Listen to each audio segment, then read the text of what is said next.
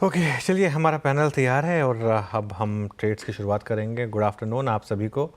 गाबा sir बताइए क्या रहेगी इस समय की trade. Good afternoon to you. इस समय मुझे लगता है कि स्टॉक पर ध्यान देना चाहिए आईसीआईसीआई जनरल इंश्योरेंस। अब ट्रेड करें 1728 के आसपास, स्टॉप होना चाहिए 1720 का, सिर्फ 8 रुपया।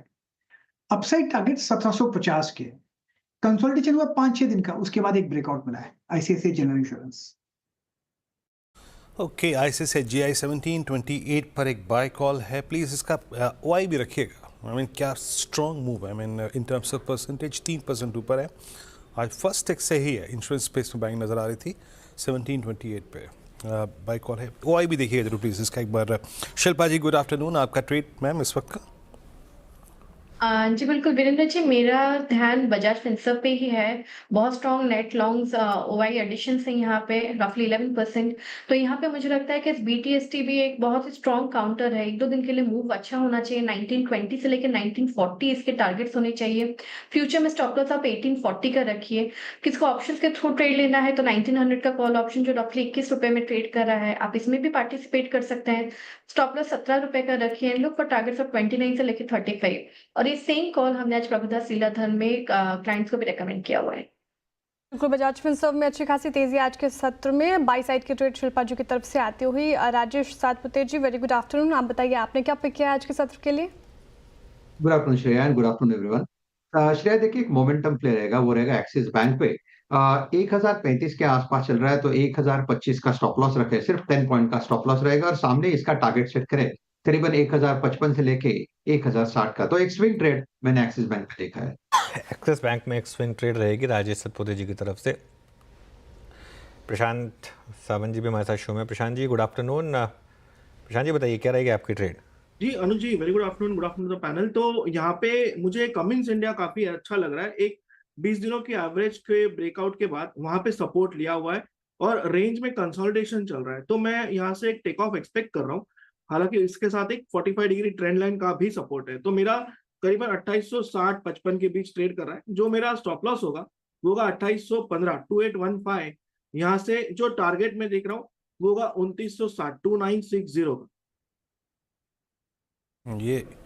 ये प्रशांत जी पैटर्न में आप एंगल भी देखते हैं क्या, मतलब 45 डिग्री जी वीरू क्या जी था ये, समझाएंगे मैं।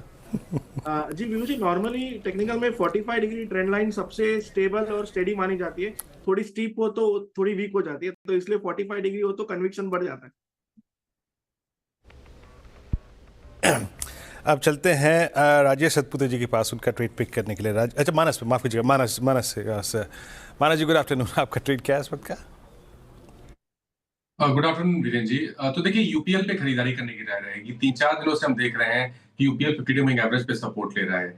आज स्टॉक ने वापस 10 और 20 मूविंग एवरेज को रिगेन किया। वॉल्यूम बेहतर देखने को मिल रहे हैं। तो आई थिंक जो कनेक्शन है वो कंप्लीट हुआ है, इसलिए यूपीएल में खरीदारी करने की राय रहेगी। 614 रुपए के स्टॉप लॉस से खरीदारी करनी चाहिए यूपीएल में, और 645 रुपए के टारगेट सेट करने चाहिए। ये कैश लेवल्स है।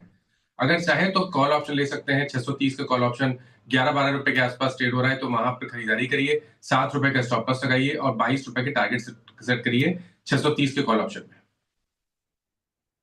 चलिए अब शरद अवस्थी जी के पास चलते हैं और उनसे बात करते हैं किसी एक फंडामेंटल आइडिया के ऊपर। शरद जी गुड आफ्टरनून, बताइए क्या है आपकी पसंद।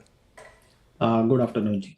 हमारी आज की पसंद है कोल इंडिया लिमिटेड। महारत्न कंपनी है, 7% जैसी डिविडेंड यील्ड है। कंपनी के लॉन्ग टर्म टारगेट्स जो ट्रांसपोर्ट वगैरह में मॉडिफिकेशन करने के हैं, लगातार उसका फायदा अगले 3-4 सालों में मिलना चाहिए। और इसके अलावा लगातार कंपनी जो ग्रोथ भी टारगेट कर रही है, अगले साल भी लगभग 15% के आसपास की ग्रोथ, 15 से 20% की कंपनी टारगेट कर रही है टोटल माइनिंग में। हालांकि हो सकता है प्राइस में नरमी की वजह से जो ईपीएस है वो लगभग स्टेबल सी रहे, 58-60 रुपए के आसपास। लेकिन हमें लगता है जो लॉन्ग टर्म स्ट्रैटेजी है डाइवर्सिफिकेशन में, चाहे रिन्यूएबल एनर्जी में हो, चाहे कोल में और ज्यादा इंप्रूवमेंट की, प्लस कोल वॉशरीज वगैरह में जो लगातार कंपनी सालाना 13.5-14 हजार करोड़ के आसपास का कैपेक्स कर रही है, तो हमें लगता है उसका फायदा आने वाले समय में लगातार उनको मिलते रहना चाहिए। और प्लस जो पैरेलल बिजनेसेस में वो एंट्री कर रहे हैं, न्यू एनर्जी बिजनेसेस में, उसका भी फायदा लॉन्ग टर्म में मिलना चाहिए। तो कुल मिला के हमें लगता है नंबर्स अगले 1 साल तो लगभग स्टेडी जैसे रहने चाहिए। तो अगले साल कंपनी 60 रुपए के आसपास की अर्निंग्स आसानी से रिपोर्ट कर देगी। बड़ी कंपनी है, 9 से 10 का मल्टीपल मिलना बहुत मुश्किल नहीं होना चाहिए। तो 550 575 रुपए के लक्ष्य के हिसाब से कोल इंडिया लिमिटेड।